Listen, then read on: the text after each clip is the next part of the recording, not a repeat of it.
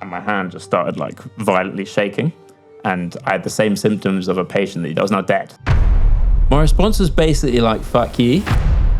The value of love and appreciation as a currency and how it's often worth so much more than money.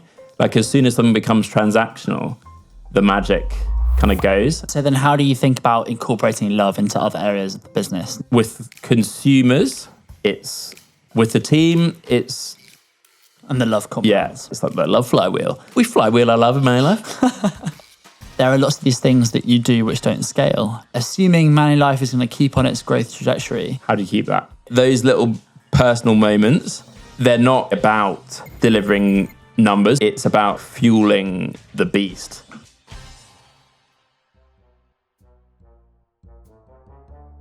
I'm going to kick us off in quite a rogue way, right?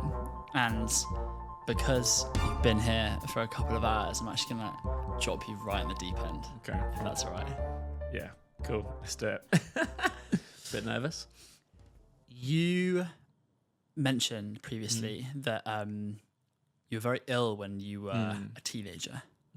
And doctors told you at one point that you weren't ever going to be able to write or work again. Yeah, which is weird because I was only 15, so I hadn't really done much work up until then. So I think it was just work, full stop. But yeah. Wow. What was your reaction hearing that? And why was it that they said that? So for context, when I was 15, I got diagnosed with something called Wilson's disease, which is like, it's like a metabolic disorder that basically means that my body can't metabolize copper, which is in loads of food. And it came out, I remember it really well. It came out, I was in a history class and I was writing an essay and my hand just started like violently shaking. So it was like neurological symptoms. My parents were actually away that weekend, so I was at home with my brother, and they called in a friend of ours who's a GP, and she came and looked at me, and I had the same symptoms of a patient that she'd seen like 2 weeks before. I found this all out later, but she'd seen before that was now dead. So it was like pretty serious. So Wilson's was like it's a hepatic neurological disorder, which is like fully managed and treatable now, so it's no issue. My response, it's quite funny, I haven't really thought about it. My response was basically like, fuck you. Which on reflection was a key driver for quite a long time. I used to call it the like fuck you driver, which is because that's what it was. And I was just like, you've got no right to tell me that. And obviously ended up doing all right and obviously working like very, very hard. But I do think that period in life was like super formative for a whole heap of reasons. It was really tough, like really tough for 2 years. It was pretty serious. But it's definitely like laid a foundation of probably one of, if not the toughest things that ever happened, which makes everything, it gives context to like suffering thereafter, right? Like I think everyone suffers, and people suffer way more than I did. And I was very lucky to have a family that supported me through it. It's just, I think I was quite fortunate to have it happen early, because then thereafter, like growth happens. What shaped your character such that in that situation you said fuck you? Probably just deeply entrenched middle class arrogance. I don't know. Yeah, I've never really thought about it. I think because my foundations as a wee boy were like pretty strong, from like a super good family, loved pretty unconditionally, largely. Obviously, there's always a bit of conditional love, but largely unconditional, which I think is really important. So I was pretty solid when I got the news, like very solid. I became very unsolid for a period thereafter. But I think if I'd been in a position of like not feeling very good about myself, or like whatever you want to call it, weak, and I'd heard that, it could have gone the other way. Because I think a lot of people who had what I had really like struggle for life. So yeah, very, very fortunate.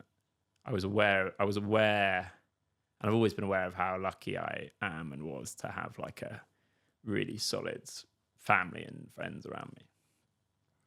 What an incredible reflection. Yeah, I guess so. What was the period post that diagnosis? Oh god, like? man, it was. I mean, it's so funny. So obviously, it wasn't funny at the time, but if I'd have told 15-year-old you, sorry mate, you're gonna be laughing about this. One day. So there's hepatic stuff, which basically means that liver stuff, which wasn't really that noticeable because you're not that conscious of what's going on in your liver. But the neurological stuff was super prevalent, and I basically, over the period of 2 years, I had like savagely deep depressions and psychosis and like some quite dark stuff, and then would come out of them into these like just amazing highs. Like, and obviously for everyone else they were horrific because I was just off the wall, but I had no idea I was off the wall. And those periods always corresponded to when I was doing exams. So what would happen is the start of the school year, I'd be completely buggered, like super depressed. I think, like fair to say, like suicidal, like bad. But again, had the support, and it would be like, what's going to happen this year? We're going to have to redo the year. And then it would get around to kind of like February, March time, and I'd hit a high and just like blitz my exams, because when you're high, your mental capacity is like pretty, you're kind of firing all cylinders. And I know it's quite funny. So one of the things that I got from all of this, because obviously couldn't write, would get knackered, like brain was a bit frazzled. I had like the best special needs exam set up in like my school's history. So I had like unlimited time, 25% extra time, but I could stop the clock for as long as I wanted to have a nap.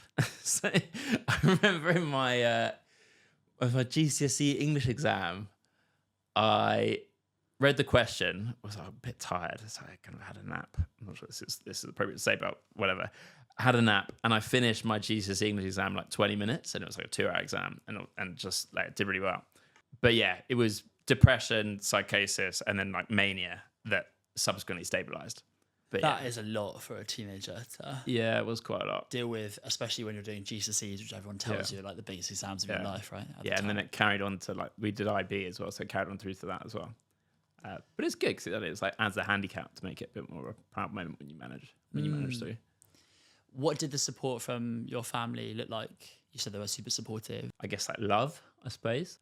There were like some specific examples. Dropped off and picked up from school rather than getting the bus.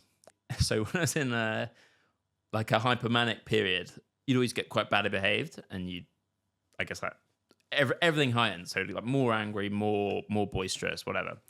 And I got suspended from school the first term of my, like, what was it, year before I left school, so lower sixth. So an example there is that was a decision that a new headmaster for the school made, and he initially said that he wanted to expel me. And my school tutor, who actually came to my wedding, I only found out this out years later, basically said to him, it's quite emotional, said to him, if you expel Stu, I'll quit. Which is like what, because we were really close. I think, she like changed my life. And then in that term when I was suspended, my cousin, who lives in Canada, flew over to the UK and basically looked after me. He's pretty wild as well, so we had a good time. But he looked after me for 3 months. So again, like that relationship is super special. And then, I guess people being very supportive when I was completely buggered down and out, and then somehow managing to maintain a degree of understanding when I was just going completely mad. Wow. Yeah. And how did this teacher change your life? Well, she stopped me getting expelled, for one. She was the scribe in my math exams because I couldn't write. So she would like, she would do the sum. Well, she wouldn't do the sums, but she'd write out the sums or whatever it was. Just like when I was super down at school, I'd go speak to her. When I was super up, going crazy, annoying people, she would. A lot of the stuff was like behind the scenes. She would like explain to them what was going on. Yeah, she's amazing. So yeah, I got married in lockdown, and her and her husband, who's also a teacher, who's a great guy, were one of the 30 people that came to the wedding. Wow. Which I think is probably quite special for her. Would hope so, but she's a very special lady. And also just hearing that she's changed your life is probably every teacher's dream, right? Yeah, it's funny. I've got a friend, I was out for dinner with her last night, who's also a great teacher. And she's saying how she occasionally sees her old pupils and how they pull her up and say like, "Miss, you changed my life. I want to be a teacher just like you." It must just be amazing. Wow. Conversely, if you're a terrible teacher, it's pretty awful because everyone hates you. But there's not so many of those. Well, thank you so much for sharing. That's very open of you. And now that we've gone to like probably one of the most intimate parts of your life, do you want to introduce yourself? Yeah, cool. For anyone who's not sure about who the legend that Stu MacDonald is. Yeah. So Stu, dad, husband, brother, son. And I guess the reason probably here is because I founded a peanut butter brand that has become an almond butter and peanut brand called ManiLife, which is, I think, like irrevocably the best tasting peanut butter in definitely United Kingdom. And we basically adopt the same principles you're used to seeing in things like coffee and chocolate, like traditionally craft categories, to peanut butter. So things like sourcing the best peanuts in the world from a single estate, adding value through like craft processes as opposed to added ingredients to create like mind-bendingly delicious products. And work with some pretty cool people along the way as well, which is what kept it going and keeps it going still. And the thing that drew me to you is that you have this really strong connection with people. Yeah. Your motto used to be the peanut butter people. Yeah. And now it's peanut so butter. So no, we let that go, but yeah. And like Mani is Latam for peanuts, and then life is about bringing people together, right? Yeah, exactly. Why is there such this strong affinity to people? I think it's probably always been there. I think so. If I go into like how ManiLife started, I basically was offered a job as an accountant, didn't want to do it, so put it off and moved to Argentina, where the idea was I was going to go there and build up enough guilt to become an accountant for 3 years. And that was where I kind of fell into peanut butter. So we worked for a peanut butter social enterprise. We'd go around teaching kids and families how to use the stuff. So the reaction we got from them, both from like just a happiness level, but like the impact we had on their diets was amazing. So got kind of into it. But the big change or the big step change moment was when I tracked down the family that we still source from today, who grow the peanuts that we still use. And I just absolutely love them. And I always say that if they'd made honey or something else, I'd have started a brand that did a honey brand or something else. So it's very fortunate they grew peanuts because peanut butter obviously was having its moment. And then I think the fact that it started in Argentina, and the Argentines are like a very, very welcoming, very like community-led culture. Like the two most consumed things there are mate and barbecue, and you literally like you can't have those things alone, or you don't have those things alone. So that was pretty quite formative. I found myself in Argentina, but it's always been there. Like my parents, super sociable. I've always kind of been a very arms wide open thing. So I think that's maybe where it comes from. The family that you had met is the guy called Edu. Yeah, so Edu's not actually part of the family, but he's the guy who I was and probably still am most close to. Our families have hung out loads. What is it about Edu that really drew you to him? He's just a fucking great guy. And again, it's funny, like he's an amazing guy, but it's also like his character and like degree of support and friendliness and care isn't uncommon at all in Argentina. Like some of my best friends are people who still live out in Argentina, who I knew for 6 months, 7 months, and then we're still in touch today.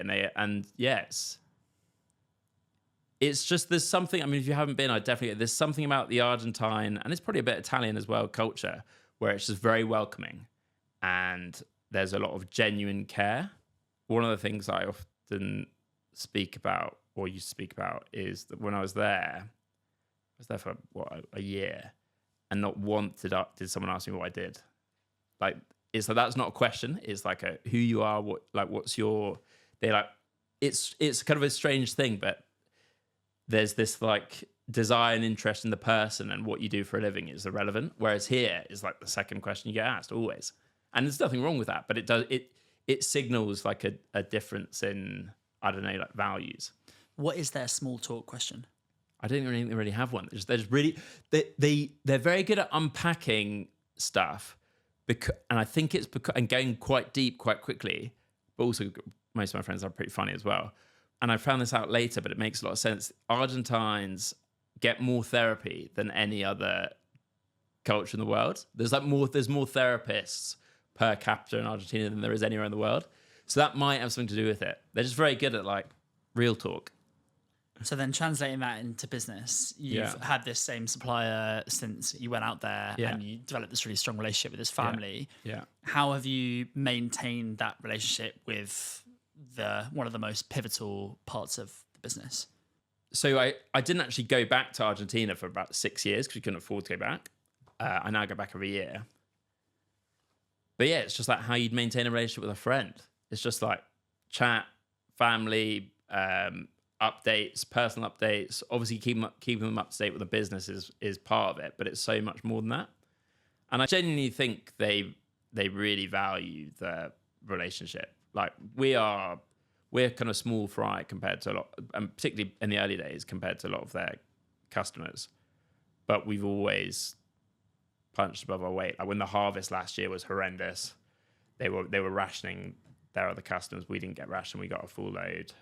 Yeah, it's just like how you keep up with your brother, which is nice. And it's genuine as well. It's not strategic. Like, how do we stay close to the family? It's just like, I just really like them, which is useful, because if I didn't like them, they wouldn't be as fun.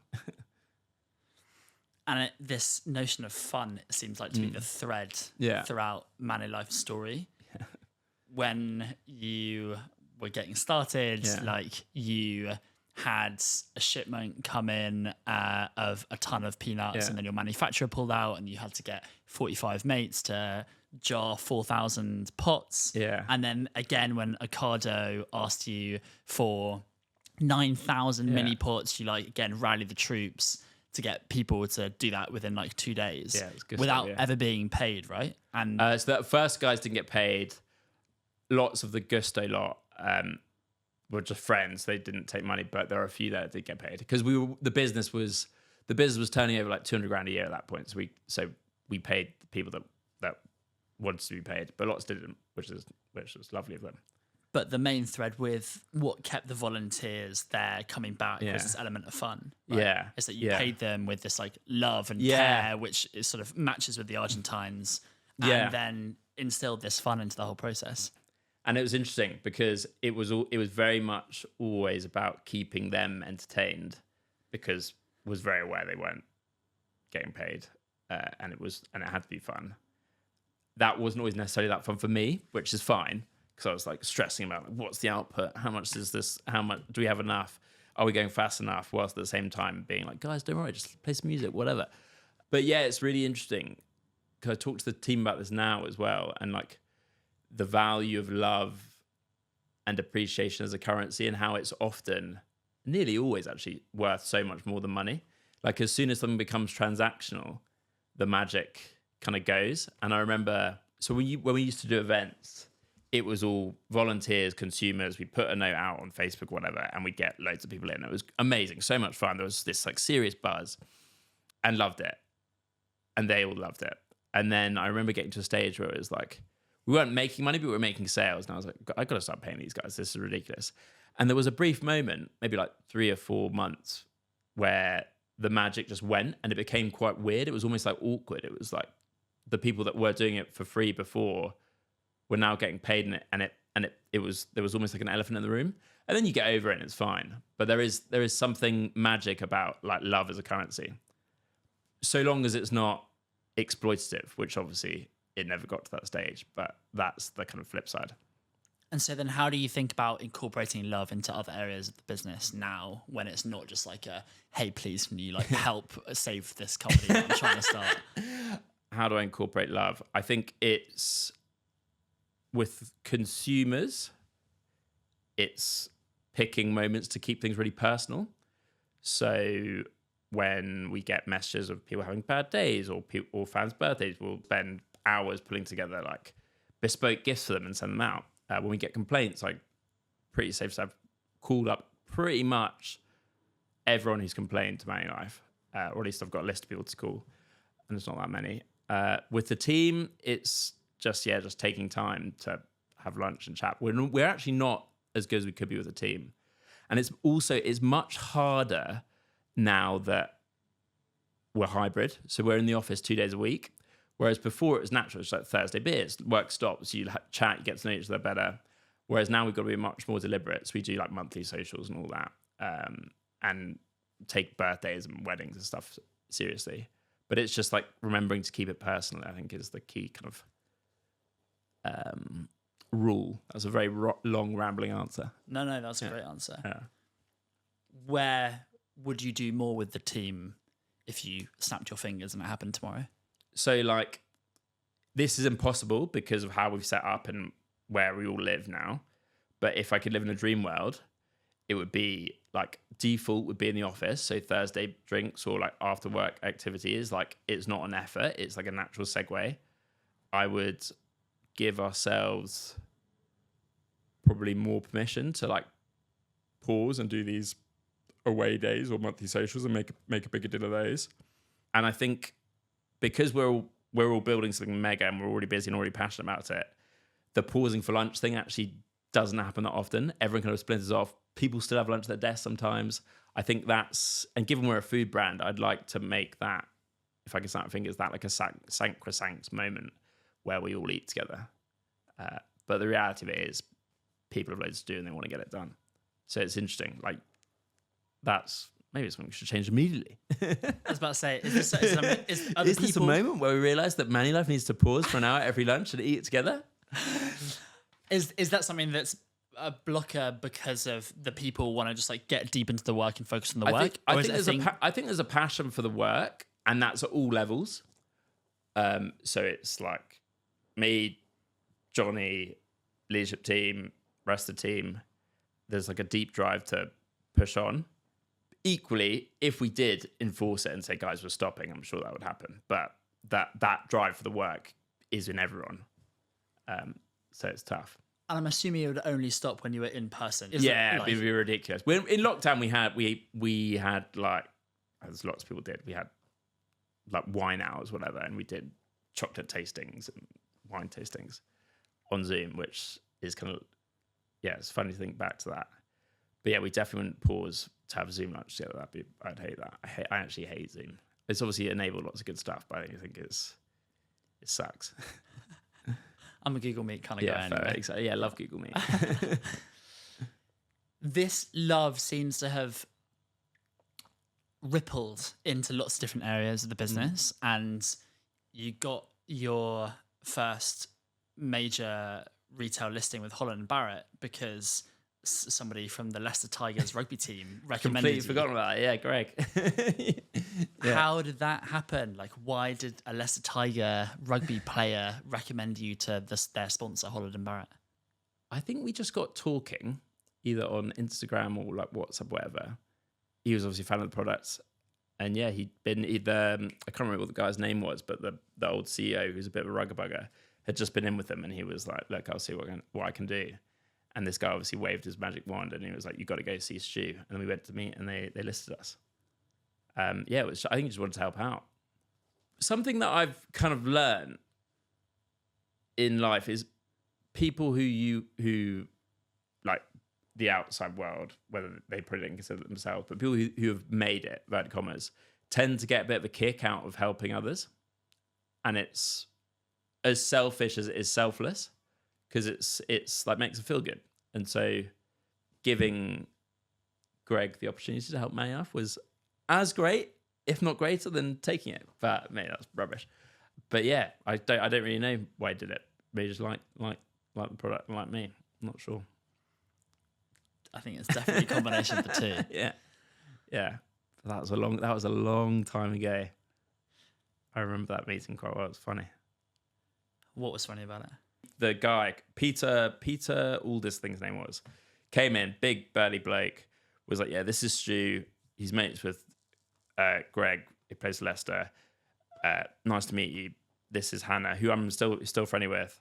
She's the buyer. Like, you guys should chat. And for the first 5 minutes of the meeting, Hannah was so clearly just like, what the hell are we doing here? Like this, like why? Like Peter's an idiot. But then as we got talking, you could see her eyes like start to spark, and then she realised actually there's something in this. So yeah, it doesn't always pay to go above the immediate powers to get things done, as it can often spark a negative response. But I think in this case, it didn't eventually. I suppose when you've got a great product and a great founder, then you can probably win whoever over, despite whatever they like preconceptions they have about like you being sneaky and getting in through the powers that be or whatever. Yeah, maybe it's like cheekiness often helps. So then, how have you approached building relationships with these people who want to give back? Have you been proactive about it, or has it just been like by chance? Yeah, it's funny. I kind of, part of me wishes I was much more like strategic and deliberate on the relationships I cultivate. It's often just you meet people, you like them, you become friends over time, and then something falls out of it. Like even with networking events, it's just such a horrible name, isn't it? But it's like, I wish I was one of the people, ironically, that could be like, okay, who's going? Who do I need to see? Like, what I want from the evening. But generally I go and just like see what happens. And usually stuff good does happen. And I think maybe if I was one of those people that went into these events like strategic and like who do I want to meet and who do I want to get stuff out of, then maybe it would lose its magic. It becomes too transactional. Yeah. Which, there's transactional and then there's no love and then it's just shit and rubbish. Yeah. But then again, I suppose like I still believe there's a way in which you can be strategic about growing your network with love. So you can think, okay, who do I want to add value to? Who do I want to shower with love? Who I respect and admire? Yeah. And then if something happens later on down the line, great, but that was never my intention. Yeah, I think the people who are really good in that kind of world are the people that get a kick and make a real concerted effort to do favors. I remember actually we were chatting about Mania, Chris, when I went for a drink with him like years and years ago. He was speaking to me about, and he's very strategic, but he was like, my sales strategy is do one favor a day. And I think on the one hand, it's kind of perverse. It's like, that's a sales strategy. But on the other hand, I think you kind of get addicted to it. And then 4 years later, you've built this amazing network of people who I guess maybe feel like they owe you something. I don't really know. Who's someone that you admire that you'd love to do a favor for? AJU. This is going to sound so soppy and naff, and I probably do favors for her all the time, but I do feel like my wife Saz has had to put up with a lot whilst we've been building ManiLife, and one of the things that I genuinely can't wait for, and we're not far off. Like my work is becoming, it'll be intense forever, but it's like less intense than it was. But I genuinely can't wait for the time when it becomes like her time to shine professionally. Like I think she's probably had to, had to like curb her professional ambitions. We've got 2 kids, twin girls.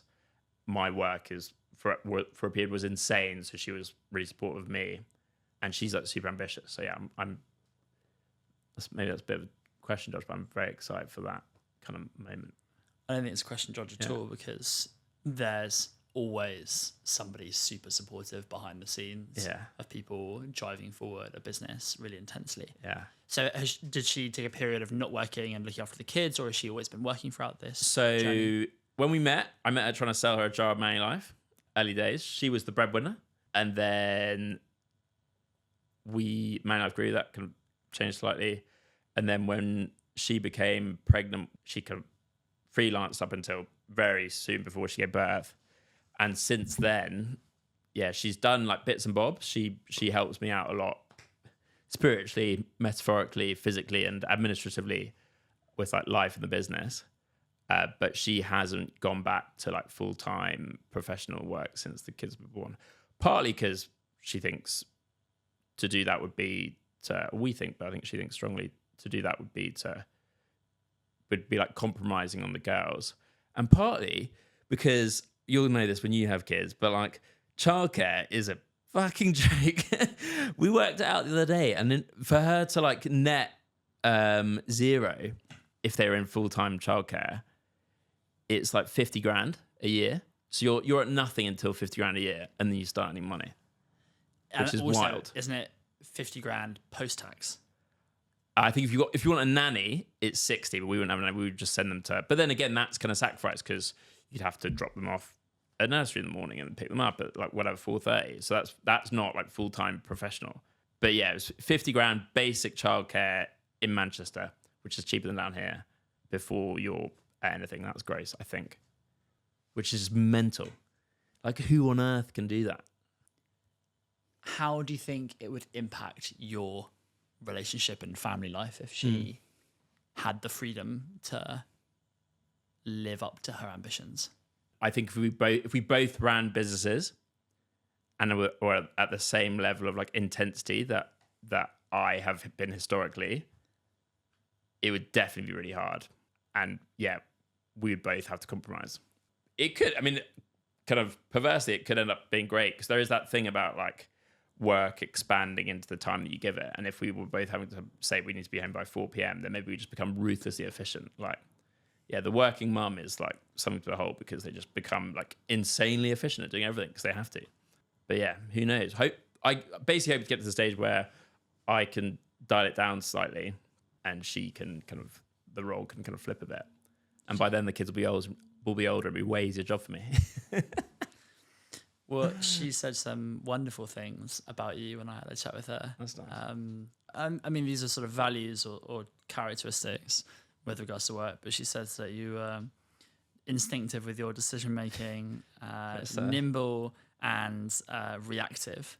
Yeah, not sure they're framed as compliments, but yeah. She said impulsive is what. Yeah, in a very warm light. That's nice because it all ties together.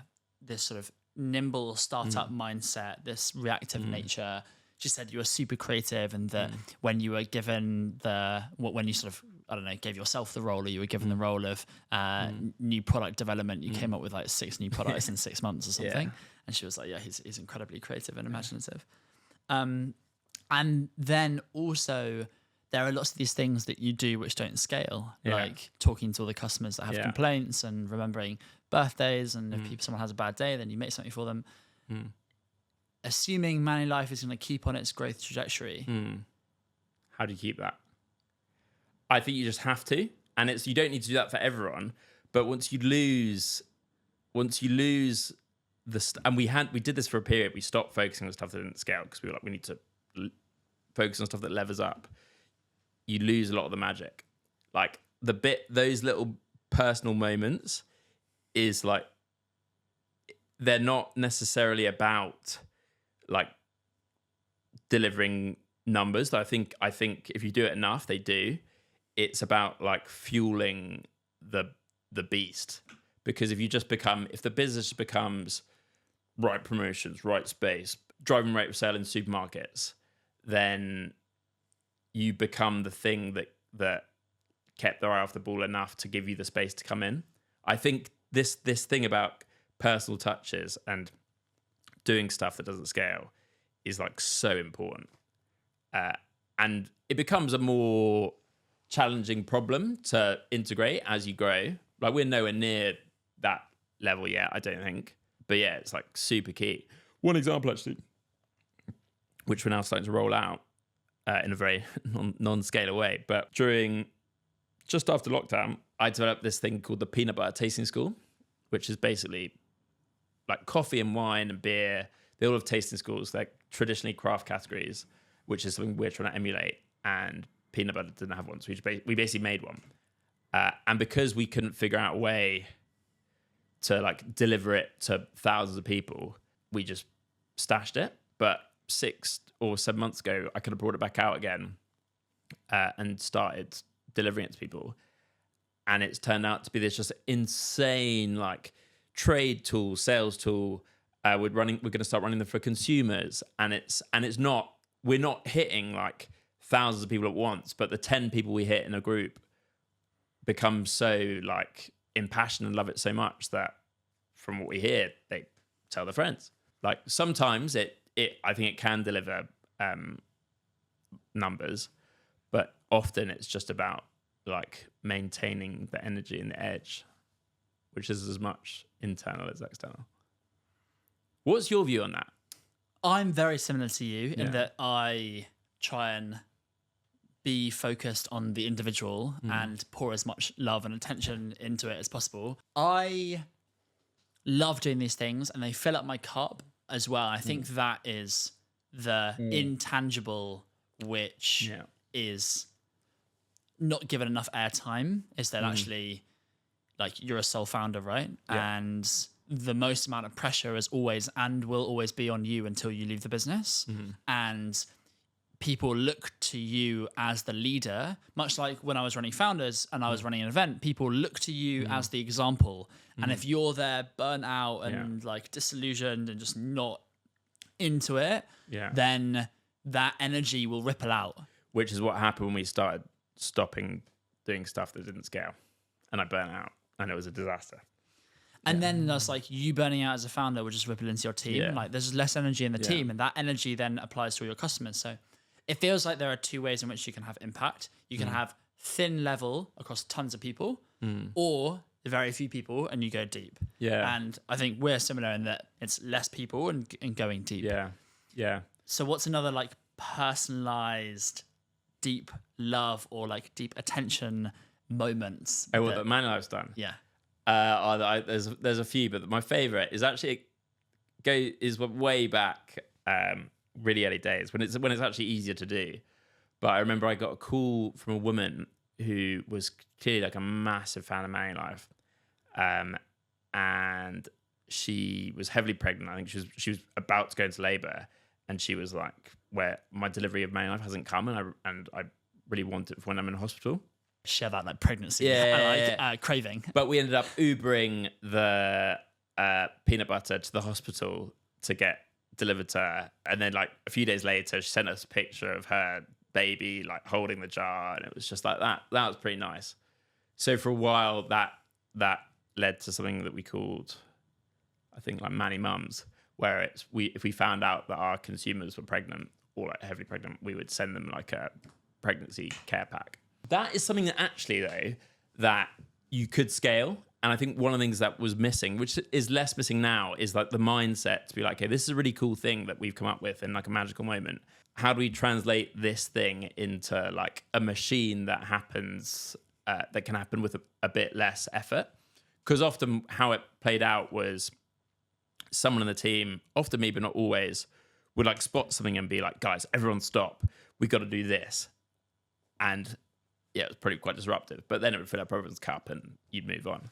But if you had a kind of a machine, an engineer mind, which we've got a few more of them now, then all of a sudden that just builds into the pulse. And every mum who eats ManiLife gets a pregnancy pack on the way to hospital. I've got so many ideas here, AJ. Jesus. And this ties into community building as well, right? Yeah. Like community building at the start is very personal. It's all you. And then as you systematize things, then the sort of energy spreads and other people start producing that energy for other people in the community. Which is what you know loads about. I've got lots to learn on that, but some things that would be very difficult, like you having a call with everyone who complains. Yeah. When there's any one individual, which is usually the founder, because like that's why founder-led sales is so impactful, and the founder calling you up if you have a complaint, but like, hey, I'm Stu from ManiLife. Like I started 8 years ago. You said you had an issue with that with a jar that arrived. Like, what can I do? Like that makes a huge impact on a customer who's had a complaint. And as you say, like one of the biggest opportunities comes from people who complain, and you can when you flip them around, they become huge advocates. Yeah. How would you remove yourself from that to systematize something like that? It's tricky, isn't it? Because it's like there is something about being called up by the founder. And like one of the things you could say, and we did actually say this the other days, was like, everyone's the founder. Whoever you speak to, you're the founder. And so like salespeople would be like, they'd go into shops and be like, yeah, so I founded this business. Freddie's Flowers actually did the same with their door-to-door salespeople. So you could do that, but that feels a bit disingenuous. I think it's just hiring people and putting people in those roles that like really care, who are personable and value interaction, like can read the room, and take complaints seriously. I think you probably get to the stage where you're selling, I don't know, tens of millions of jars a month, and even if your complaint percentage is like 0.001%, like that degree of care becomes quite tricky. But yeah, it's like good customer service. You know, there are some businesses that are awesome at it, like Virgin or that American Express, and there are some that are terrible, like Ryanair and Amazon. Yeah. I mean, Amazon is amazing because, and it's funny when you meet former Amazon employees, there's a certain archetype, and it's like the Amazon brand isn't a brand in the conventional sense of like emotive response, like loyalty. The Amazon brand is a function. And it's funny because they do such a good job. It's almost that's their moat. But like if someone came along and did 75% as good a job as Amazon, I think they'd be buggered. But their strength is they're just so far ahead of everyone. I feel icky.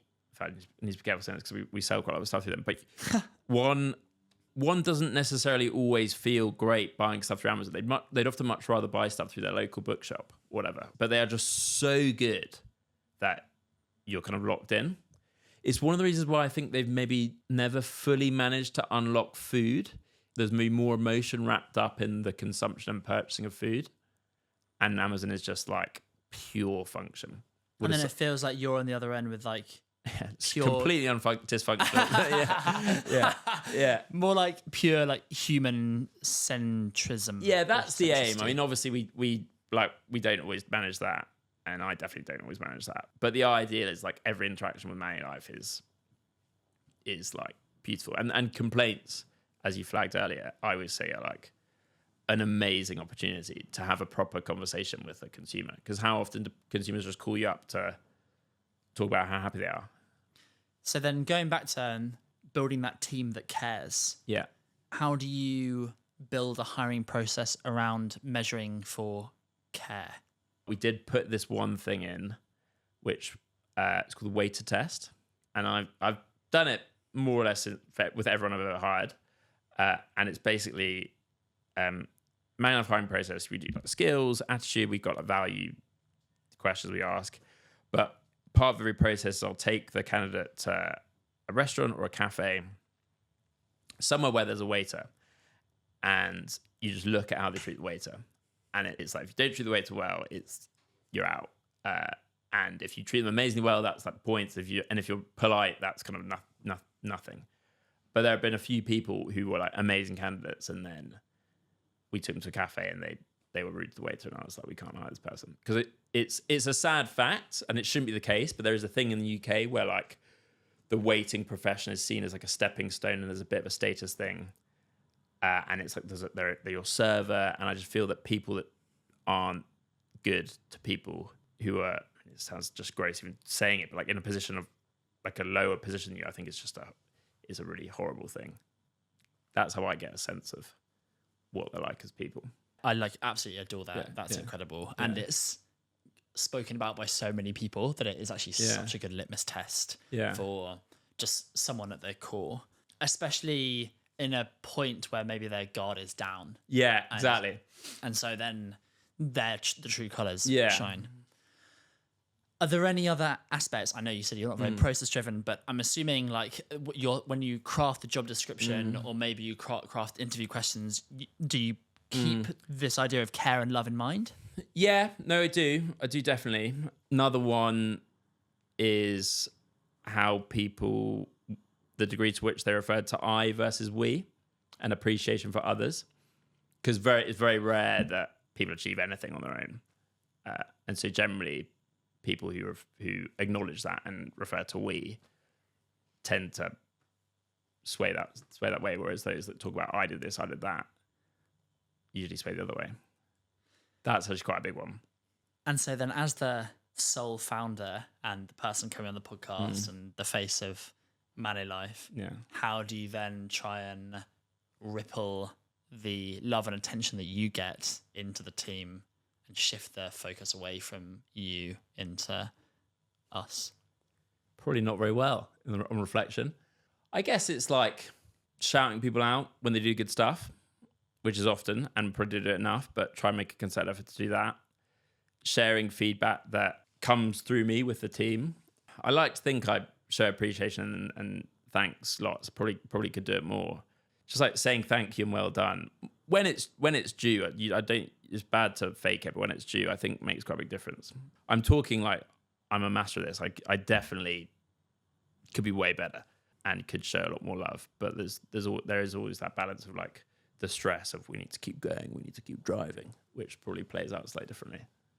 But you just constantly remind yourself that making everyone around you feel good and happy is pretty important. Conversely, that's almost more straightforward when going back to the early days when everyone was volunteers, because it's like that's obviously the only way you do it. Whereas when you start building a team and you professionalize a bit, it's like, how do you balance the need to be really firm and hold people accountable and like high standards with the desire to keep everyone happy and keep them loving work and keep them loving the kind of environment you're creating. And that I think creates, and definitely at some points did create kind of conflict, internal conflict rather than conflict within the business. What did you learn from that conflict? So one of the habits that got built up in that initial period of volunteers was like, these guys are doing this ultimately like for me, they're enjoying it for nothing. So anything I ask them to do, I need to do a bit of myself. Otherwise it's like completely outrageous. So when it flipped into professionalized team world, that translated into like a habitual thing, which was like when stuff wasn't being done fast enough or like done the way that I wanted to do, I would just go and do it myself, which is like management 101, a terrible thing to do. But that was from the period when it was like, I can't ask these guys to do things that I wouldn't do myself. So there is that thing of like, people actually way prefer to be held accountable and left to get on with their job and actually hate having you jump in, which is kind of obvious and cliched. Then one of the other things is just like clarity and clarity of communication and calmness, and the over communication is like incredibly valuable, particularly as the team grows. Early days, I find it quite awkward to like hold people to account, which is quite a funny thing, but people obviously love being held to account. But if you're just clear, be like, this is what I expect from you, go out and do it. Like that's not, most people actually don't have an issue with that. But for me, because I had this thing of like, I can't ask people to do things because I'm not paying them for a long period, I feel that like ingrained in my psyche to a degree that definitely wasn't helpful. Which probably wasn't why I wasn't a very good manager for a period. Maybe still aren't. Feels like this battle is between like the long game and the short game. The short game is like, got to hit these targets, we've got to go, holding people to account. We've got to like make sure the ship is going at the right speed in the right direction. And the long term is like, we've got to keep the magic alive. We've got to invest in our team, like their development. And it feels like there's this constant battle, like quarterly results versus we're building a 10-year or 100-year-old company. Yeah. Do any other things feel like they fall obviously into one or either of those buckets? So if we look at innovation, there's multiple strands, but some of it fits in short. So things like collaboration. So like, this is a great example. So we did a beer with Brixton Brewery. Cool beer, great time, did a massive event, got loads of eyeballs. That is like a short-term hit that unlikely to be around in years to come. But then you have innovation like the deep roast peanut butter, or like new formats, or the release of our organic, which was like this massive project. And those are things that will like direct the business and direct peanut butter in a different direction forever. Like deep roast has changed peanut butter forever, which is quite cool. So innovation is one. If you have the patience and like the kind of bravery to ignore the short-term flicks and focus on the long term in like building the machine and like setting it up properly, then I think invariably you do better. The personal touches piece is potentially quite an interesting one, because on an individual basis, they're very short term. But if you add them all up, they become this like long-term community. And the love compounds. Yeah. It's like the love flywheel. Yeah, we flywheel our love in ManiLife. See, there's probably a bit of crossover. I think you've got to have a bit of both. And I definitely bring the like, I mean, frantic's maybe not the right word, but like urgency, and Johnny's probably, fair to say, much better at the like calm, let's think out 3 months ahead, 6 months, 12 months. And then, we'll often like force the discussion and thought processes into that. But my tendency, my sweet spot is like here and now, which is probably why I did sort of at the start, because that's like when you're getting going, that's what you need. It's important to give yourself the time to think long term. And that was, we were always able to do that. I think more importantly, though, it's important to have the mix of like urgency and high energy with like calm stability, because if you live in like urgent world for extended periods, you just get fried. And I think the new blend of team that we have is a much more like marathon, not sprint version, if you see what I mean. Because ultimately, like, it's a sprint at the start because you're racing to get to a stage where you can like survive without worrying about running out money every day. But we're building a company that's going to be around for, as you say, like tens, hundreds of years, and that's not a sprint. So you have to marry the two. But within that 100-year journey, you still have to have sprints. Which is it's sprint and rest and sprint and rest and sprint and rest, as opposed to like one slow, long jog for 26 miles, right? Yeah, exactly. It's quite funny. A good metaphor for this is mine versus Saz's Strava when we go for runs. So my wife Saz is a really good runner, and when Saz goes for a run on her Strava, it's just like up, flat line for forever, like same pace and then down. She's great, like ultramarathon runner. My Strava is like literally watching a dog that like finds things and then drops them and then finds another thing and then drops it, and it's just like it's like a heart monitor with no rhythm. But that's kind of my character. Just love little sprints. And then you've done an amazing job of hiring Johnny, who is more like Saz in company terms. Yeah, exactly. So a good team. It's great. And the team is a great blend of those. I mean, there's obviously multiple types of personalities, but that on that vector is quite a good blend. You've spoken before about getting out of the way of your team. Yeah. How have you done that well? It's funny, I actually think I have done quite a good job of that recently, because for a period I probably didn't do that good a job of it. I think a big thing is like hiring the right people. And obviously you've spoken about Johnny, but there are loads of other people in the team that play into that.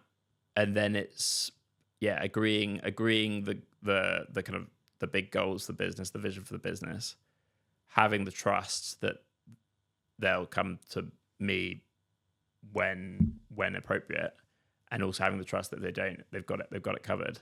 And then just like leave them to it, whilst at the same time staying involved.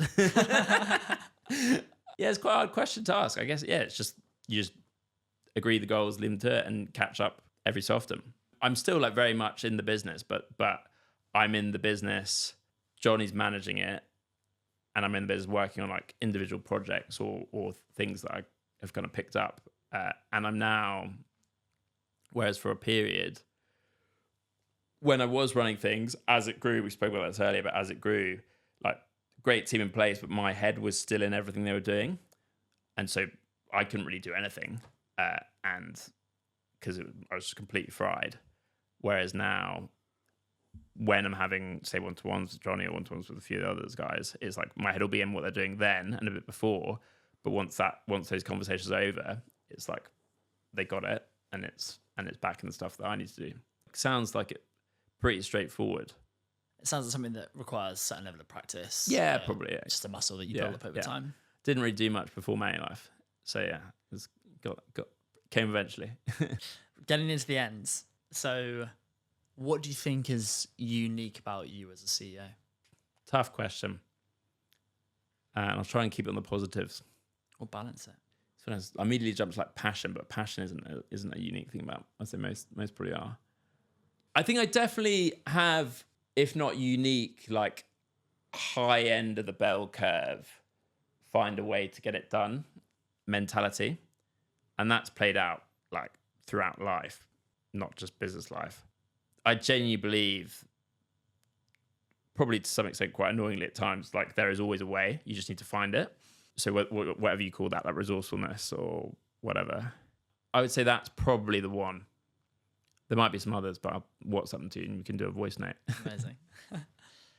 Last question. I haven't tried this before, so I'm experimenting. Okay, I want to try and have the effect of this conversation last longer than us being here. Okay, that's nice. And specifically for you. Okay, oh, cool. So, assume the whole world is listening, which, fingers crossed. Yeah, one day.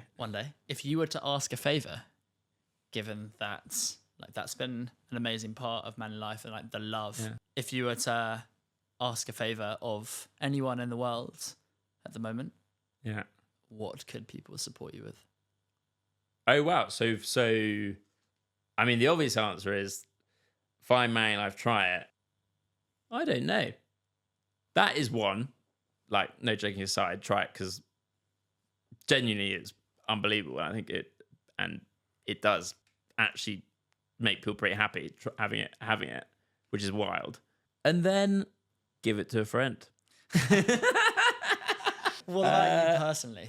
Okay, my mind's immediately jumping to like call your gran, but that's not for me. That's because I've got this thing about that came out of lockdown where I was really close to my gran, and I think people don't speak to their grandparents enough, and like the idea of like grans and grandpas at home alone is quite shit. But that's not for me. She's still with us? No, she's not. She died sadly 6 months ago. Sorry to hear that. Yeah, no, she's old though.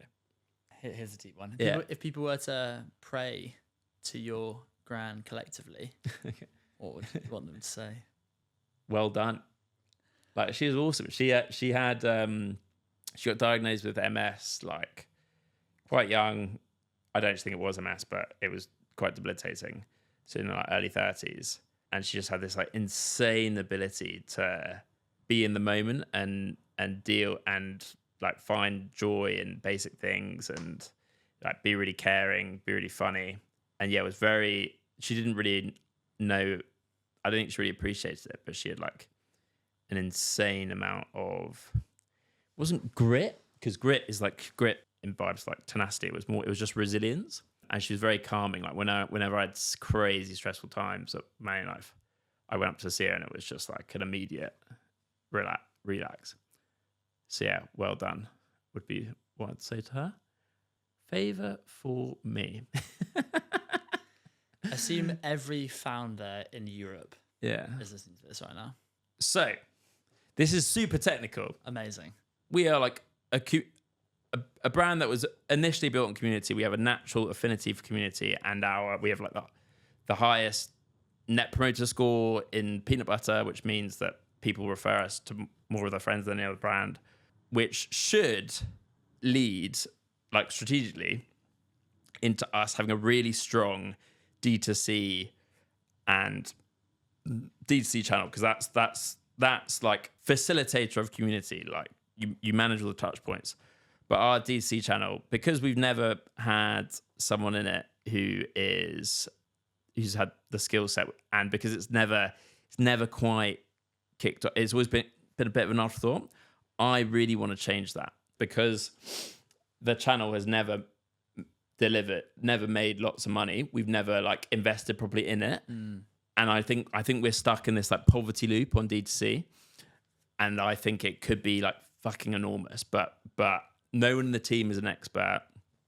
To bring an expert in is expensive, and like the payback takes a while, and because I can't make all the decisions anymore, like we're not making the bet. And I think that that channel has like so much potential. One, because it's you're in control, but also if we want to build out this community, that getting that channel right is like a means to make the work put into the community pay for itself. So it's like the favor would be someone who's really good at that come and help us do it for an initial low fee, and the knowledge that when you do a great job, we'll be able to pay you loads. That's very strong. That's a perfect sort Okay. of ask. And I'm so sad to say that we're out of time, but Yeah, this has been unreal. Yeah, And good. I honestly think that you're a very unique CEO with the level of passion and enthusiasm and love. Like love and care are the thing that really shines through. That's so nice. Thanks, AJ. And like you can tell even with like your Instagram, like I've been eating ManiLife for a while, and just all these small touches do come through in lots of different ways. I know someone who's worked at one of your competitors, and they said that ManiLife is, they think, the best peanut butter. And I think that's not just a matter of taste. I think that is a large part due to the love and care that you've instilled in the team and the people you've attracted around. And that has then led to just the brand and the ethos around ManiLife. So I think that's awesome. AJ, that's so nice. I think I might cry, but thank you. Appreciate that. I love this as well. You're a very good interviewer.